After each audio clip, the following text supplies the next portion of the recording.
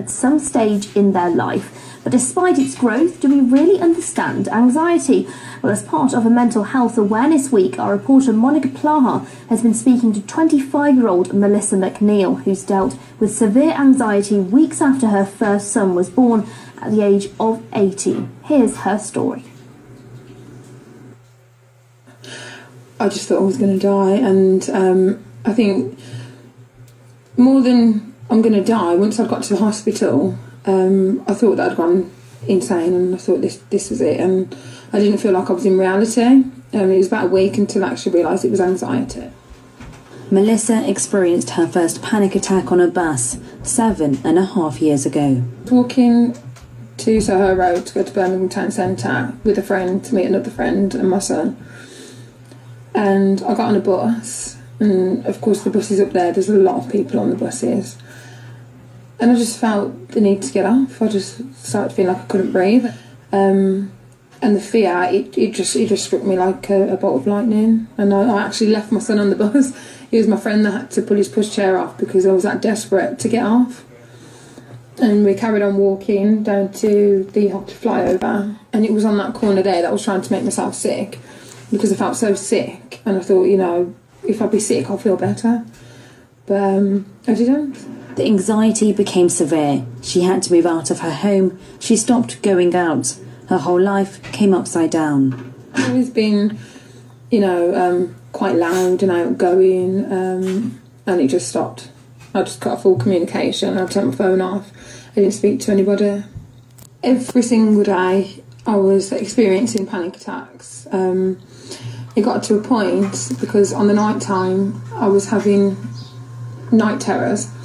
So I had to get my mum and put her bed into my room. So my mum was actually sleeping in the same room as me, and I'd shoot up in the middle of the night, sweating, absolutely terrified, and I needed my mum there to talk to and calm me down. And I never left the house for probably around 6 months, not to go anywhere. 1 in 5 Britons suffer from some form of anxiety disorder, and in some cases there's no explanation to why it happens in that place, in that moment. The fear, the worry, it takes over. For Melissa, the anxiety came as a result of the stress built up over the years. It happened around that time because my son had just come home. I was a new mum, I was a single mum. My relationship had broke down just before my son had come home. Being in care, my parents was addicts, so I've never really had anyone to turn to, and I think it all just came out that day. According to the charity Rethink Mental Illness, anxiety can be misunderstood, causing stigma and discrimination. This makes it harder for people to speak openly about what they're going through. I don't think a lot of people, they talk about it much, because I know I never spoke to anybody because I was scared, especially being a young mum, that, they think that I'd lost the plot, and they would take my children, put him into care, lock me up, fill me with loads of medication. That's what I believe. So I didn't really speak to anybody. It's been a challenging journey, but now Melissa, at 25, has written a book on her experience. Suffering the anxiety attack and finding out about anxiety and how many people are suffering from it and what I went through, I was scared to tell people. So I wanted to, kind of tell the world that, it's okay, you're not alone and there is help out there, and it's a lot easier than what you think. Melissa believed she was the only person that could help herself, and she did, whilst finding comfort in support groups, her friends and family. They ultimately give me the strength, and the people at the backside that, you need to get out of this.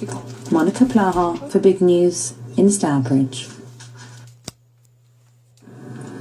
And if you're affected by any of the issues in that package, just go along to www.mentalhealth.org.uk. Mental Health Awareness Week, of course. This week it goes on until the 22nd of May. This year's theme is relationships. Now, it's official.